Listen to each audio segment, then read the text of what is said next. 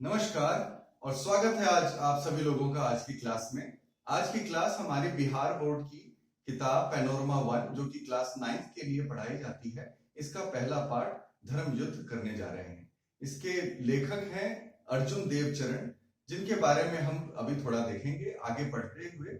आगे बढ़ने से पहले मैं आपको एक बात समझा दूं कि इस क्लास को करने का एक तरीका है। आपको पूरी क्लास शुरू से लेकर अंत तक देखना होगा यदि आपको यह चैप्टर एक क्लास के अंदर में खत्म कर देने का है।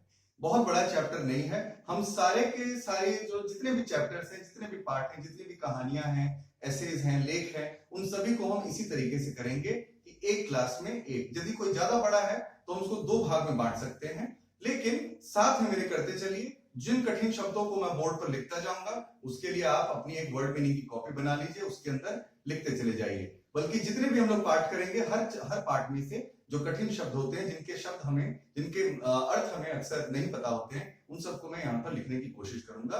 तो आइए मेरे साथ पढ़ना शुरू करिए। मेरे साथ आप लोग पढ़ते हुए इस चीज को अच्छे से समझ भी जाएंगे और जो यह पाठ कहना चाह रहा है हम वह भी समझ सकते हैं।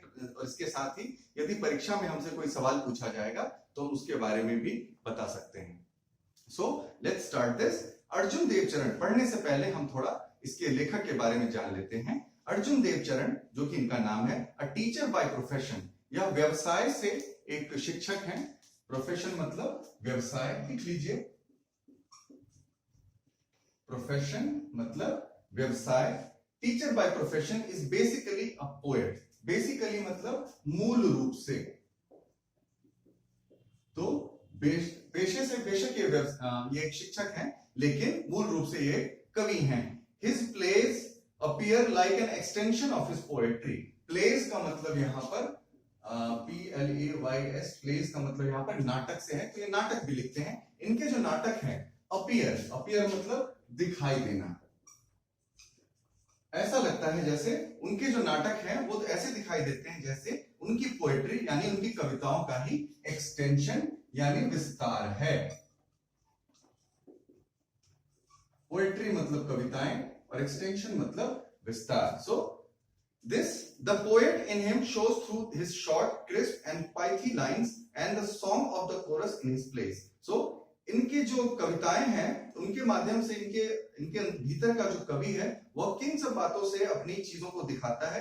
तो शॉर्ट, क्रिस्प, छोटी लेकिन बहुत ही सटीक, और पाइथी लाइंस, बिल्कुल जो जिसको कहें कि चुभने वाली लाइंस जो होती हैं वो इनकी कविताओं में पाई जाती हैं। और उसके साथ साथ जो बैकग्राउंड में जो कोरस, जो सभी लोग एक सुर में जो गाते हैं, बैकग्राउंड में मतलब पृष्ठभूमि में गाते हैं, वह इनकी कविताओं और इनके नाटकों की खासियत है। इनके नाटक जो इनकी कविताओं का बृहद विस्तार रूप दिखाती हैं, वही इनकी असली पहचान है।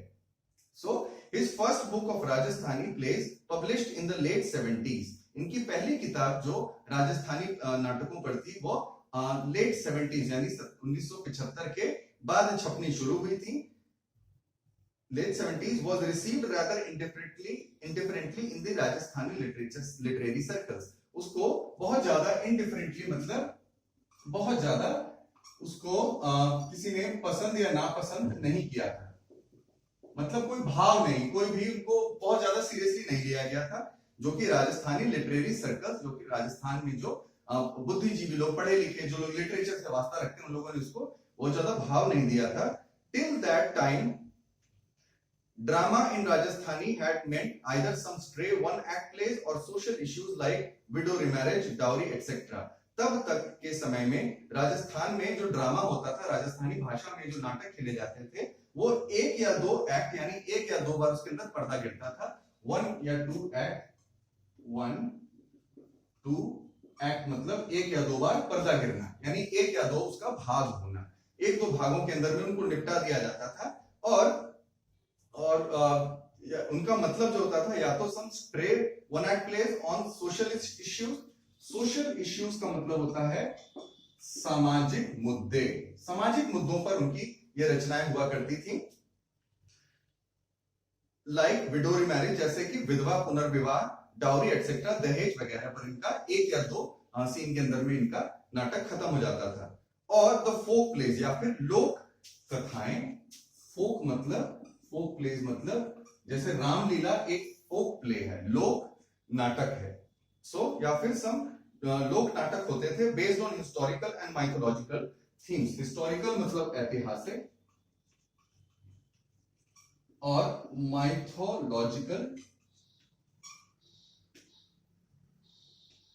माइथोलॉजिकल मतलब जैसे कि रामायण एक माइथोलॉजी यानी पौराणिक कहानियों पर ही आधारित हुआ करते थे.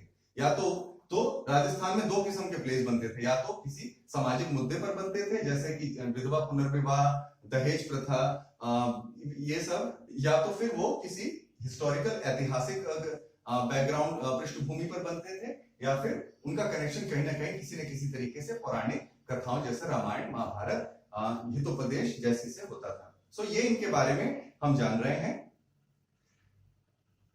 A full-length play on a contemporary theme was beyond conjecture. So a full-length play, पूरी लंबाई का प्ले, जैसे जिसमें 2-3 घंटे का हो, वैसा एक नाटक जो कि कंटेम्पररी यानी समकालीन, लिख लीजिए, कंटेम्पोरेरी मतलब समकालीन विषय. समकालीन विषय ये तो विधवा पुनर्विवाह बहुत बड़ी समस्या नहीं है.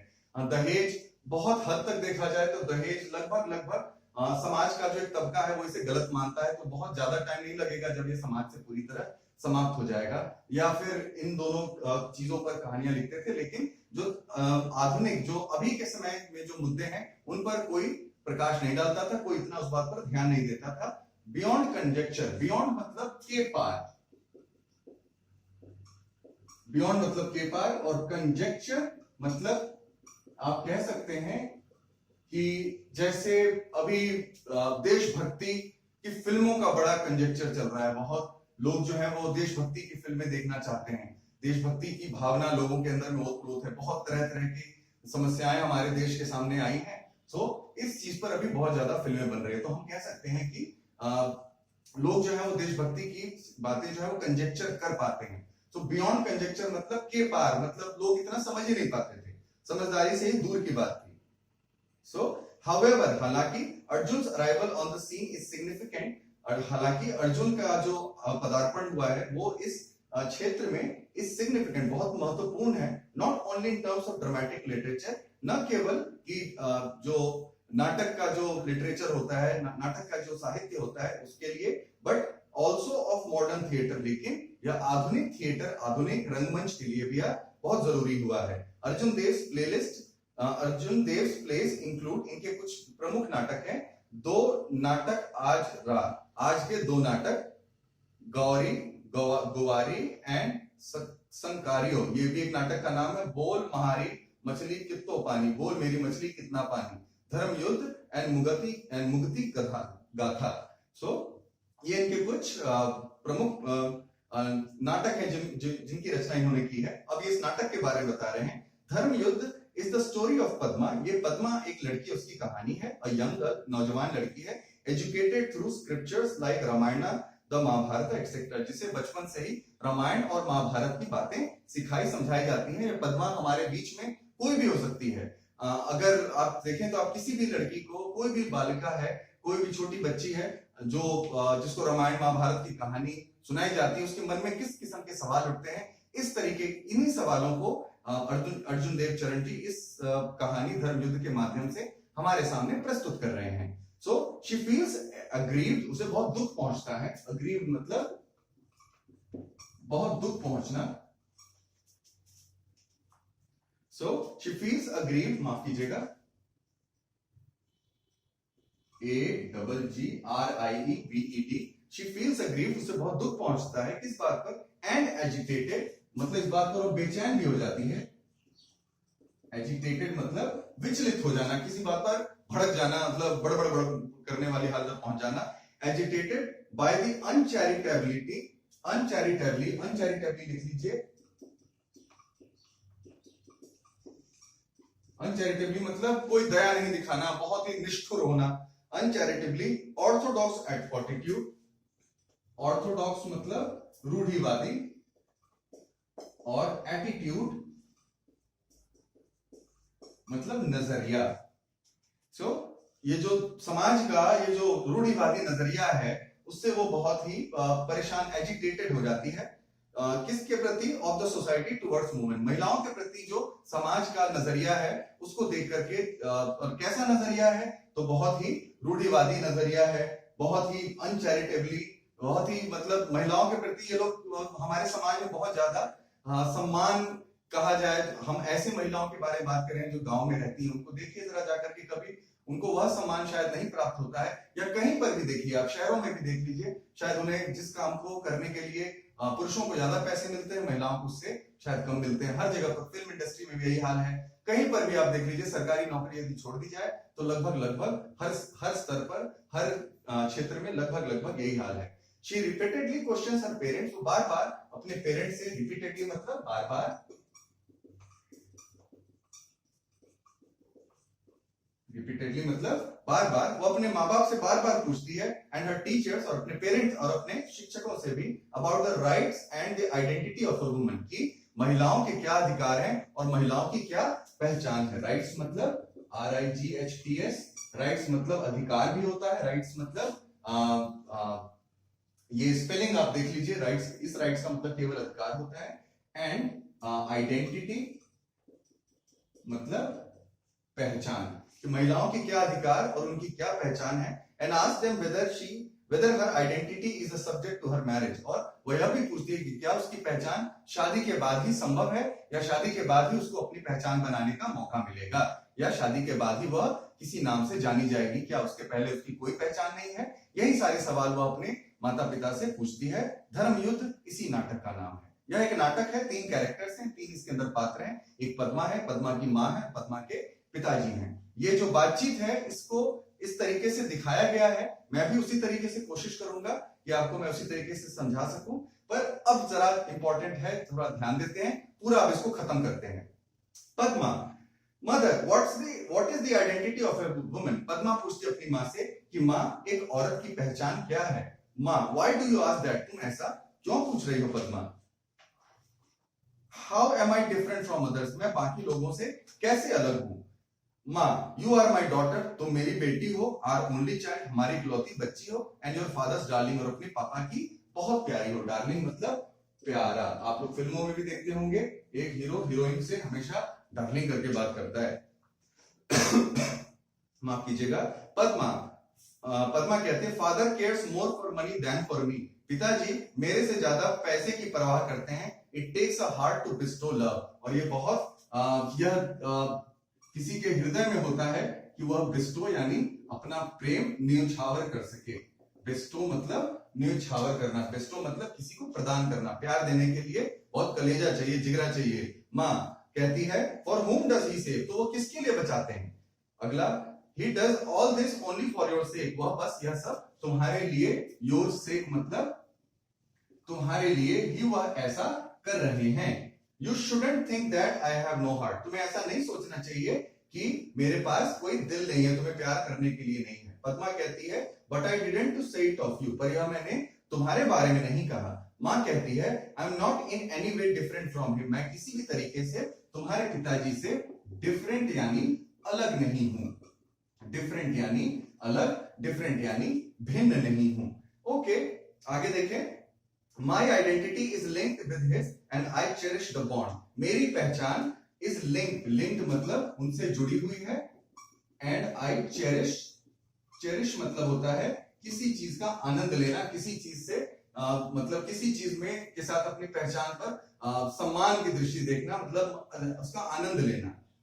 मैं यह जो आइडेंटिटी, ये जो मेरी पहचान उनके साथ जुड़ी हुई है, उसका मैं आनंद लेती हूँ। बॉन्ड मतलब संबंध कह सकते हैं, बॉन्ड मतलब आप दो चीजों के बीच में जो जुड़ाव होता है, यह भी कह सकते हैं।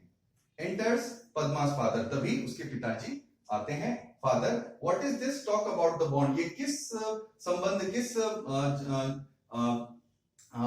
मतलब किस संबंध के बारे में बात हो रही है? पद्मा मदर, पद्मा की माँ, हम किस संबंध के बारे में बात कर रहे हैं? माँ कहती है, हियर इज योर फादर, देखो तुम्हारे पिताजी आ गए। Ask him whatever you want to know, whatever मतलब चाहे कुछ भी। पूछ लो उनसे, तुम्हें जो भी कुछ पूछना है। Father, what is it my child, क्या हुआ मेरे बच्चे, क्या क्या बात है मेरे बच्चे? माँ कहती है, she wants to know what is the identity of a woman. Padma की माँ कहती है कि पद्मा जानना चाहती है कि आइडेंटिटी एक औरत की पहचान क्या होती है? फादर कहते हैं you will know it dear, तुम यह जान जाओगी बच्ची, व्हेन यू आर मैरिड, जब तुम्हारी शादी हो जाएगी। पद्मा कहती है does marriage lend identity to a woman, क्या शादी के बाद ही, मैरिज के बाद ही, लेंड यानी मिलना, उधार देना, क्या शादी के बाद ही एक औरत को उसकी पहचान मिलती है? मां कहती है what is a woman without a husband, कोई एक औरत अपने पति के बिना होती ही क्या है? Padma what if one doesn't get married, क्या हो यदि कोई लड़की शादी ही ना करे? मां कहती है why do you always ask such senseless question, तुम हमेशा ऐसे सेंसलेस मतलब जिसमें कोई सेंस ना हो, बुद्धिहीन विवेकहीन सवाल ऐसे क्यों पूछती हो? What about a woman whose husband is dead, क्या अच्छा उस औरत की क्या कहानी है, उस औरत की पहचान के बारे में आप क्या कहेंगे जिसके पति की मृत्यु हो जाती है? मां कहती है life is hello for her, ऐसी औरतों के लिए, ऐसी महिलाओं के लिए जिंदगी नरक बन जाती है। पद्मा दैट्स इनजस्टिस, इनजस्टिस मतलब यह तो, इनजस्टिस यानी अन्याय है, दैट्स इनजस्टिस, INJUSTICE, यह तो अन्याय है। मां you needn't talk of justice and injustice here, तुम्हें यहां पर जस्टिस और इनजस्टिस की बात यानी न्याय और अन्याय की बात नहीं करनी चाहिए। पद्मा व्हाई, क्यों नहीं करनी चाहिए? मां कहती है over here women don't have the right to ask question, आज के समय में यहां पर हमारे देश में, हमारे समाज में, हम जिस समाज में रहते हैं वहां पर महिलाओं को सवाल पूछने का अधिकार नहीं है। पद्मा कहती है what right do they have then, तो फिर उन्हें किस किस्म का अधिकार है? फादर कहते हैं rights are for equals dear. अब इस लाइन को अंडरलाइन कर लीजिए, पद्मा का फादर कोई भी हो सकता है, पद्मा कोई भी हो सकती है, पद्मा की मां कोई भी हो सकती है, लेकिन हमारे समाज में जो लड़कियां हैं, जो छोटे कस्बों से आती हैं, जहां का समाज उनके प्रति वह भाव नहीं रखता है जो भाव उस समाज में लड़कों के प्रति रखा जाता है। आज भी हमारे समाज में ऐसे काफी सारे लोग हैं जो लड़कियों को बोझ समझते हैं। आज के समय में भी हमारे आसपास में आप कभी देखिए तो लड़कियों को स्कूल नहीं भेजा जाता, लड़कों के पढ़ाई लिखाई पर बहुत खर्चे किए जाते हैं, लड़कों को लाड़ प्यार से पाला जाता है, लेकिन लड़कियों को घर में ही सदा ही मतलब घर बार संभालने वाला इंसान समझा जाता है, जिसको बस एक दिन उसकी शादी हो जानी है, पराया धन है और बस बात खत्म। लेकिन धीरे धीरे समाज बदल रहा है, हम ये में